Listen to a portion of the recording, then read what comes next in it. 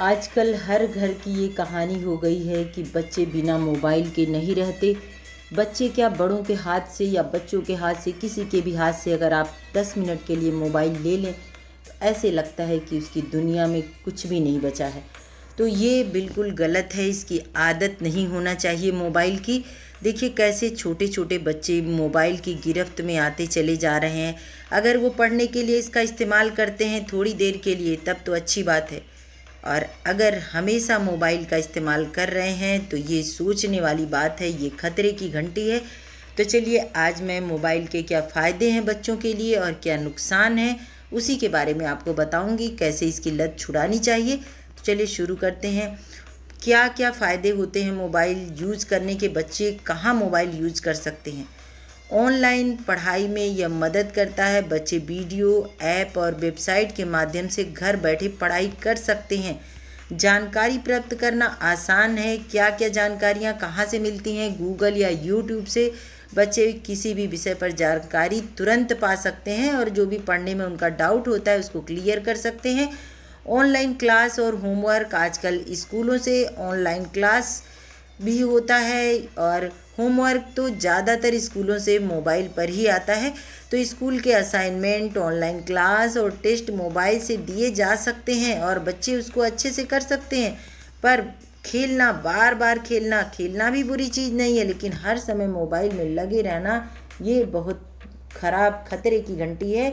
अगला पॉइंट है रचनात्मकता बढ़ती है। अगर बच्चा मोबाइल से ड्राइंग ऐप, कोडिंग ऐप्स या शैक्षिक गेम बच्चों करता है तो बच्चों की सोचने की क्षमता बढ़ जाती है। दूसरी, दूरी कम करता है। रिश्तेदारों, दोस्तों से संपर्क बनाए रखना मोबाइल से आसान होता है। देखिए जहाँ किसी भी चीज़ के फायदे हैं उसके नुकसान भी हैं, तो ये सारे फायदे हैं। अभिव्यक्ति का साधन है। मोबाइल से बच्चे फ़ोटो, वीडियो, ऑडियो बनाकर अपनी बात को व्यक्त करना सीखते हैं। अब वहीं मोबाइल के नुकसान क्या क्या हैं बच्चों के लिए, देखिए आंखें कैसे ख़राब हो जाती हैं, आंखों में क्या क्या परिवर्तन आता है। नेत्र पर बुरा प्रभाव पड़ता है। मोबाइल की स्क्रीन लगातार देखने से आंखों पर जोर पड़ता है और चश्मा जल्दी लग जाता है। आपने देखा होगा अधिकतर बच्चों की आंखों पर अब चश्मा लग चुका है। ज़्यादातर बच्चे, अगर 5 बच्चे हैं तो लगभग 3 बच्चों की आंख पर आपको चश्मा दिखेगा। 2 बच्चों की आंख पे, क्लास में ज़्यादातर बच्चों की आंख पे चश्मा दिखता है। शारीरिक गतिविधि में कमी, मोबाइल की लत जिन बच्चों को लग जाती है वो बाहर खेलने कूदने नहीं जाते हैं। खेल कूद और बाहर खेलने की रुचि में उनकी रुचि कम हो जाती है। वो सोचते हैं जितना देर खेलेंगे उतनी देर तो मोबाइल पर ही कोई गेम खेल लेंगे। और नींद की कमी, मोबाइल ज़्यादा चलाने से नींद पूरी नहीं होती है जिससे मानसिक थकावट होती है। अगला पॉइंट है अकेलापन और चिड़चिड़ापन। मोबाइल पर ज़्यादा समय बिताने से बच्चे अकेले और चिड़चिड़ेपन का शिकार हो जाते हैं। अशोभनीय सामग्री का खतरा, सबसे बड़ा बच्चों को बिगड़ने के लिए जो भी सामान है मोबाइल पर जो उपलब्ध है, कि जो अच्छा बनना चाहता है वो अच्छी चीज़ें देखता है, लेकिन बिगड़ने का भी है। बच्चा छोटा है, उसको समझ नहीं है कि क्या अच्छा है क्या बुरा है, क्या देखना चाहिए क्या नहीं देखना चाहिए। तो अशोभनीय सामग्री का खतरा है। अगर नियंत्रण ना हो तो बच्चे अनुचित वीडियो, गेम या ऐप तक पहुंच सकते हैं। पढ़ाई में बाधा, अगर बच्चे का मन मोबाइल में लग गया तो उसकी पढ़ाई में बाधा आना तय है। बच्चा पढ़ाई से ध्यान उसका हट जाता है और परीक्षा में कमज़ोर हो जाता है, परिणाम खराब होते हैं। समाधान और सुझाव, क्या क्या सुझाव हैं मनोवैज्ञानिकों की राय में बच्चों के लिए मोबाइल उपयोग को संतुलित बनाने के लिए क्या क्या निर्देश दिए गए हैं।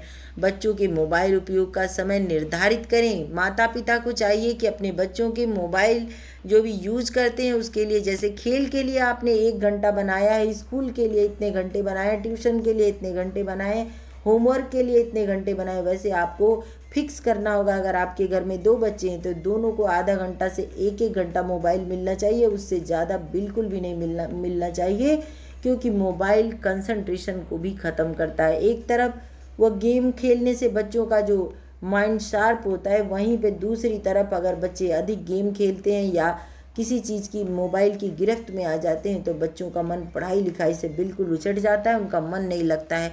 तो चलिए देखते हैं मोबाइल का समय कैसे निर्धारित करना है।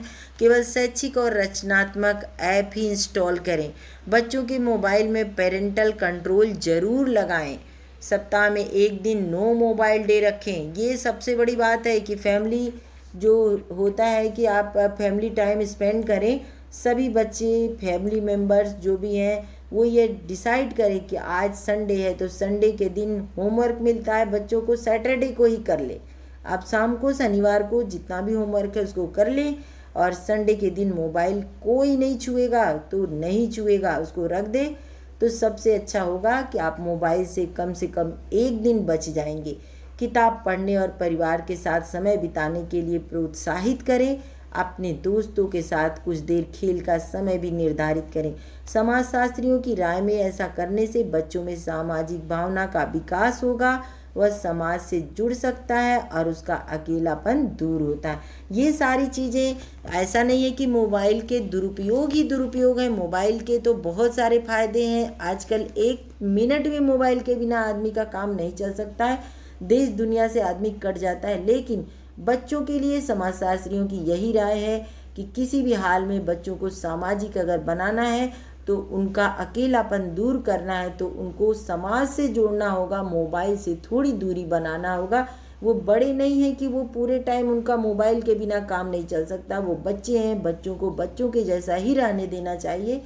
तो चलिए इसको समाप्त करती हूँ। आशा करती हूँ कि आप लोग भी अगर ये अच्छा लगेगा तो अपने अपने बच्चों को थोड़ा ध्यान देंगे, समय देंगे, ताकि बच्चे भी मोबाइल से बच सकें। धन्यवाद।